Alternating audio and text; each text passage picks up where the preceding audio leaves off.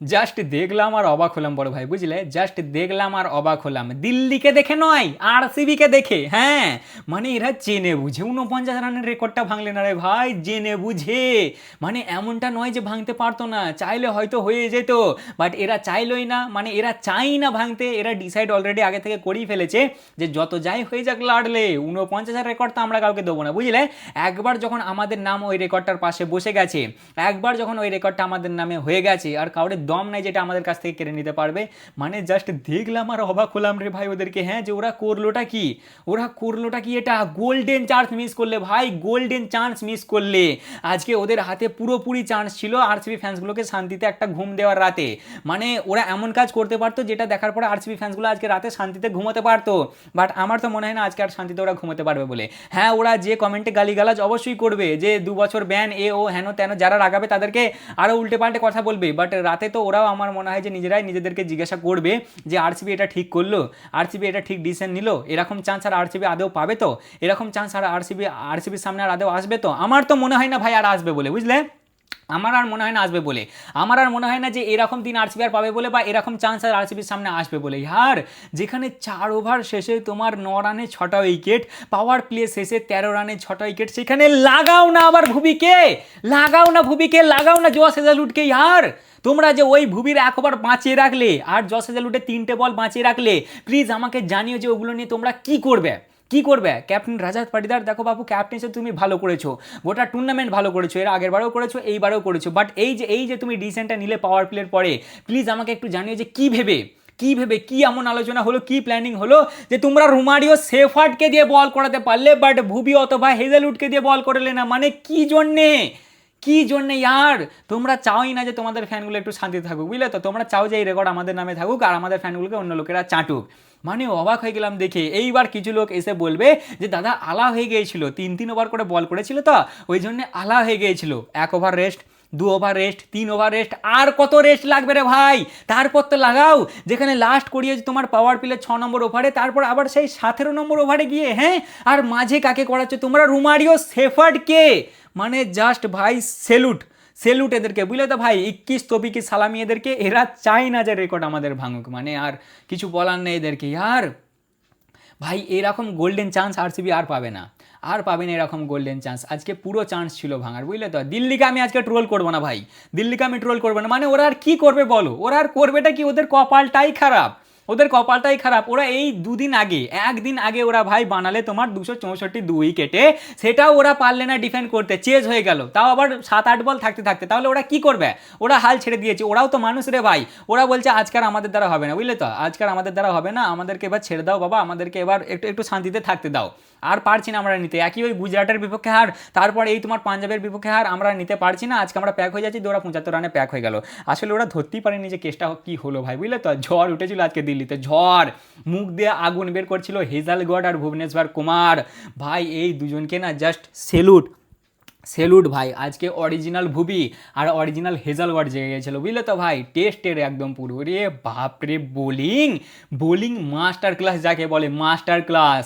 দিল্লি খেয়েই খুঁজে পাচ্ছে না যে হচ্ছেটা কি আমাদের সাথে। ঝড় উঠেছে, যদিও সত্যিকারেরই ঝড় উঠেছিল ভাই দিল্লিতে। মানে ওরা জাস্ট ভেবে পেলে না যে হলোটা কি আমাদের সাথে, হলোটা কি, দেখলামটা কি এটা আমরা। আর ওরা কি করবে বলো? ওদের ঘরের মাটি ওদের সাথ দিচ্ছে না। যেদিন ওরা 264 বানাচ্ছে সেদিনও কিছু হচ্ছে না, আর 75 রানেতে কি আর হবে বলো? তাই ওদেরকে আমি আর রোস্ট করবো না ভাই, কারণ ওরা অলরেডি ট্রমাটাইজ হয়ে গেছে, বুঝলে তো? ওরা নিজেরাই ভেবে পাচ্ছে না যে আমরা কি করবো, বাট ওরা যত না ট্রমাটাইজ হয়েছে তার থেকে আমার মনে হয় আজকে আরসিবি ফ্যান্সরা বেশি কুক হয়ে গেছে ভাই, বুঝলে তো? এরা সিগমা সাজবে, এরা বলবে আমাদের কিছু হয়নি, আমাদের কিছু যায় আসেনি, আমরা ডমিনেটিং ভাবে ম্যাচ জিতেছি। হ্যাঁ জিতেছে, ভালো পারফরমেন্স দিয়েছে, আর ডমিনেটিভ পারফরমেন্স তো আরসিবি আগের বছর থেকেই দিয়ে আসছে, চ্যাম্পিয়ন দলের মতনই পারফরমেন্স দিচ্ছে। বাট আজকে যে আরসিবি এই ব্লান্ডারটা মারলে না ভাই, এটা মেনে নেওয়া যায় না, বুঝলে তো?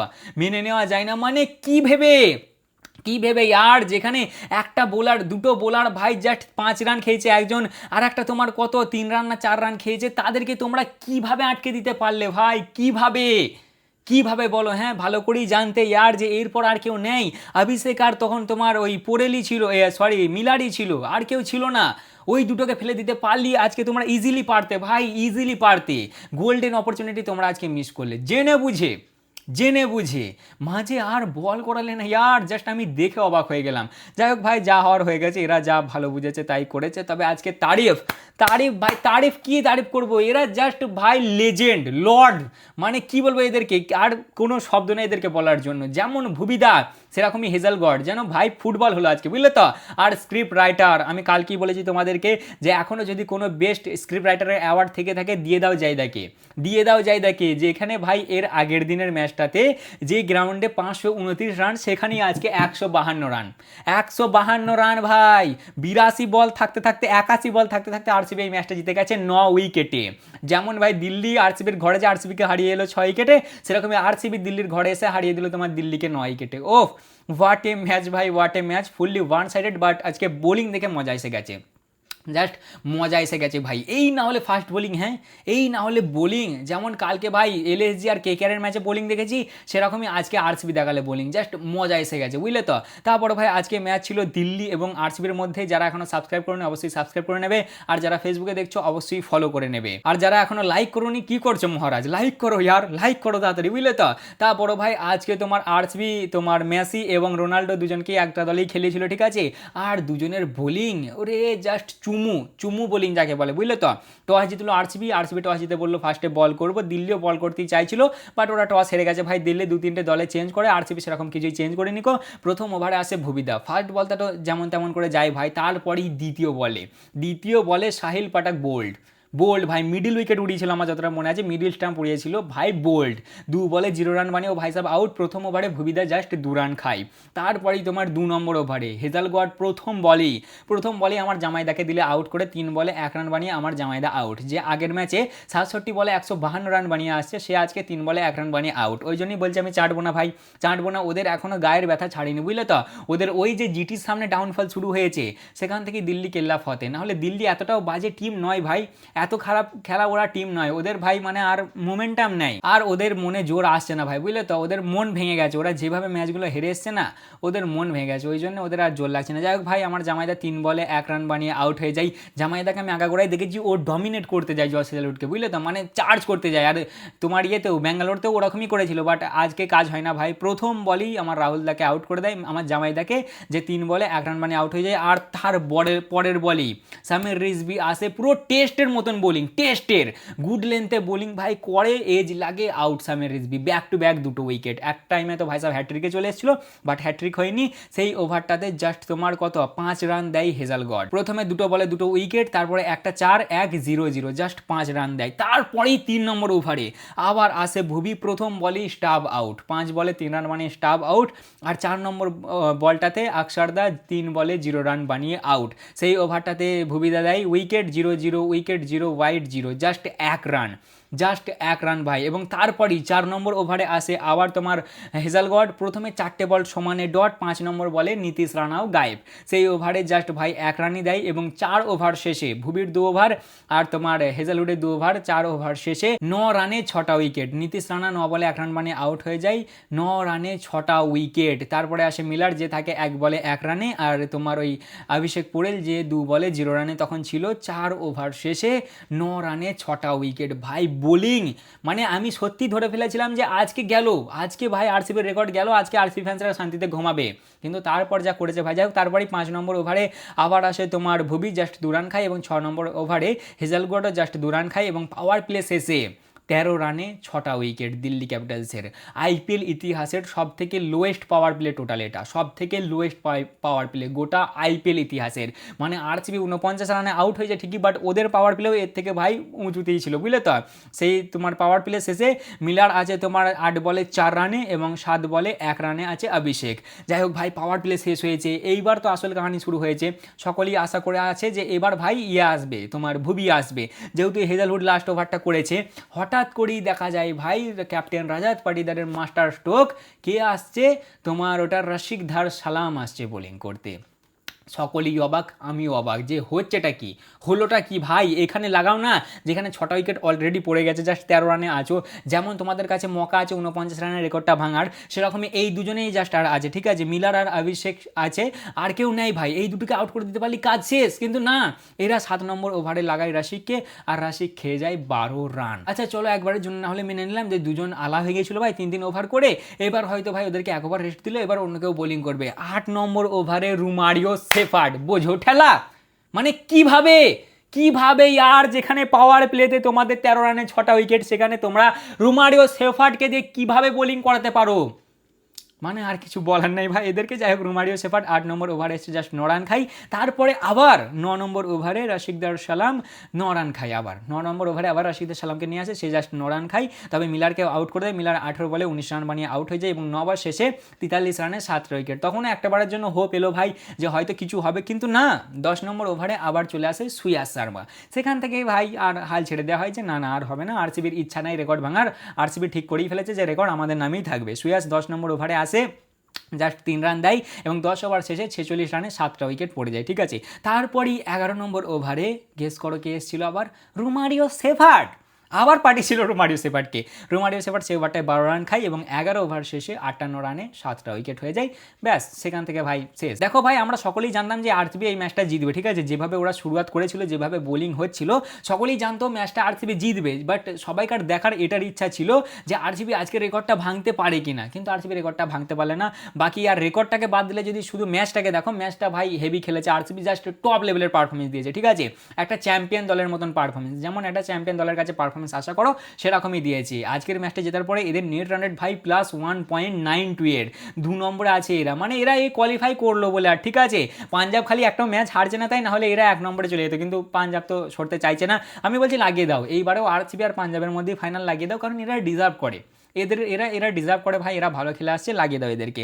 যাই হোক ভাই, 11 নম্বর ওভারে রোমারিও খেয়ে যায় 12 রান, এবং 11 ওভার শেষে 58 রানে 7 উইকেট। তারপরে 12 নম্বর ওভারে এসে সুয়াস জাস্ট 1 রান খায়, 13 নম্বর ওভারে আসে কুনাল জাস্ট 5 রান খায়, এবং সেই ওভারটা দিয়ে তোমার জেমিসনকে আউট করে, জেমিসন 13 বলে 12 রান বানিয়ে আউট হয়ে যায়। 14 নম্বর ওভারে আসে সুয়াস, যে জাস্ট 3 রান খায়। 15 নম্বরে কুনাল এসে জাস্ট 4 রান খায়। 16 নম্বরে আবার আসে সুয়াস, মেডিং ওভার করে সেটা, এবং উইকেট নেয় কুল্লুদার, যে 11 বলে 3 রান বানিয়ে আউট হয়ে যায়।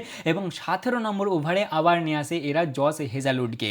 এমনটা নয় ভাই যে দুজনা বল করে ইনজার্ড হয়ে গিয়েছিল, বা কেউ খোঁড়াচ্ছিল, বা দেখে মনে ছিল এদের দ্বারা হবে না। হ্যাঁ, গরম ছিল, বাট ঝড় উঠেছিল ভাই, বোলিংয়ে ঝড় তো উঠেছিলই, তার সাথে ভাই এমনিতেও নর্মাল ঝড় উঠেছিল, বিশাল হাওয়া দিচ্ছিল।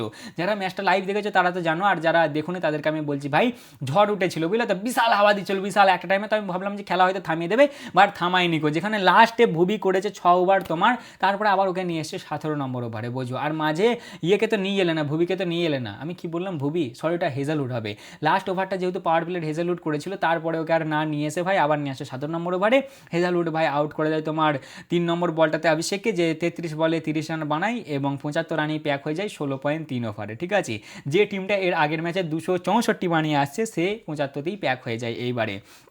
মানে সেরকম কেউই কিছু করতে পারেনি, সব ভাই 0, 1, 0, 5, 0, 1, তারপর হচ্ছে তোমার কত আর 19 এরকমই রান হয়েছে, খালি একমাত্র অভিষেক পোরেল 30 বানিয়েছে, বাকি আর সেরকম কেউ কিছু বানাতে পারেনি। বোলিংয়ের দিক থেকে দেখতে গেলে ভুবিদা 3 ওভার করেছে, 3 ওভারে 5 রান খেয়ে 3টে উইকেট নিয়েছে, 5টা না 15টা ডট করেছে, 15টা ডট আছে মনে হয় যতটা দেখলাম। তারপরে জস হেজালগড় 3.3 ওভার করেছে। মানে আমাকে কেউ কমেন্টে জানিও, এই যে এর 3টে বল আর ভুবিদার 1 ওভার, এটা কি আরসিবিকে এর পরের ম্যাচে দেওয়া হবে? যদি দেওয়া হয় তাহলে তো ভালো কথা, না দিলে এটা কি কচু করতে বল করালো না ওদেরকে দিয়ে, মানে ভাই রাগ ধরে গেল দেখে। আর আজকে ইজি চান্স ছিল ভাই রেকর্ডটা ভাঙার, বাট আরসিবি ভাঙলে না কো। যাই হোক, জস হেজালউড 3.3 ওভারে 12 রান খেয়ে 4টে উইকেট, রাশিক 2 ওভারে 21 রান খেয়ে 1টা উইকেট, রোমারিও শেফার্ড 2 ওভারে 21 রান খেয়েছে, 1টা উইকেট পায়নি। সুয়াস 4 ওভার বল করেছে, একটা মেডিন 7 রান খেয়ে তোমার 1টা উইকেট, এও মনে হয় 20-22টা ডট করেছে, 20টা মনে হয়। আর কুনালদা 2 ওভারে 29 রান খেয়ে 1টা উইকেট। তারপরেই আসে তোমার আরসিবির ব্যাটিং, আর এটা তো জানতাম ভাই আরসিবি করেই দেবে, ভাবছিলাম যে 1টা উইকেটও পড়বে না, বাট তোমার জেকব ব্যাটেল আউট হয়ে যায়, কাইল জেমিসন তাকে 3 নম্বর ওভারে আউট করে দেয়, সে 11 বলে 20 রান বানিয়ে আউট হয়ে যায়। নাট্টু একটা হেভি ক্যাচ নেয়, মানে নাটরাজন একটা 6ও মারে তার আগে 102 মিটারে না 3 মিটারে। তারপরে ভাই দেবদত্ত পাটিকাল আসে আর কলিদা মিলে ভাই ম্যাচ শেষ করে দেয়। কলিদা 15 বলে 23 রান এবং দেবদত্ত 13 বলে 34 রান দিয়ে 77 রান, এরা 6.3 ওভারেই বানিয়ে দেয় জাস্ট একটা উইকেটে এবং 9 উইকেটে এই ম্যাচটা জিতে যায় 81 বল থাকতে থাকতে। কলিদা আজকে 9000 আইপিএল রান কমপ্লিট করে, প্রথম ব্যাটার যার 9000 রান কমপ্লিট হয়, মানে কংগ্রাচুলেশন কলিদা। আর কারোর রান নাই ভাই এই আইপিএলে এত, ঠিক আছে। 2 নম্বরে মনে হয় তোমার ইয়েদা আছে, রোহিত দা আছে, সেও মোটামুটি 1500-1600 রান দূরে আছে। বোলিংয়ের দিক থেকে দেখতে গেলে কাইল জেমিসন 3 ওভারে 42 রান খেয়ে একটা উইকেট। আচ্ছা দুষ্মান দা 2 ওভারে 18, আচ্ছা আকসার দা 1 ওভারে 5 আর নাট্টু 3 বল করেছে, মানে 3টে বল করেছে, 12 রান খেয়েছে।